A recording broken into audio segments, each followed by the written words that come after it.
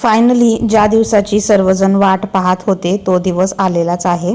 तर काय झालं पुढं सांगतेस, तोपर्यंत लहान मुलांना ज्यांच्या घरी आहेत त्यांना माहीतच आहे की सकाळची खूप जास्त धावपळ असते आणि त्यांना उठवून त्यांचं सगळं आवरून देणं, टिफिन बनवून स्कूलला पाठवणं यामध्ये भरपूर असा टाईम जातो।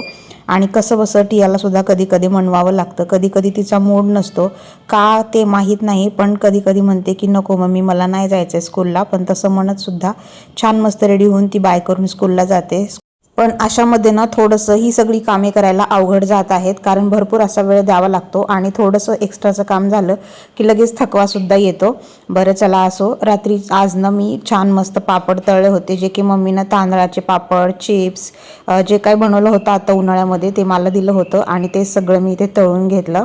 आणि आता सगळेजणच पावसाची खूप जास्त आतुरतेने वाट पाहत होते, तर फायनली तो पाऊस झालेला आहे आणि त्यामुळेच पावसाची सुद्धा तयारी करावी लागते। तर स्कूलमध्ये सुद्धा रेनकोट लागतो, तर तो मी काढून व्यवस्थित तिच्या बॅगमध्ये भरून ठेवला। त्यासोबत 2 आमच्या आंब्रेला आहेत, एक तिची आणि एक आमच्यासाठीची, तर ती पण काढून ठेवली। मागच्या वर्षीच हे सगळं सामान नवीन घेतलं होतं।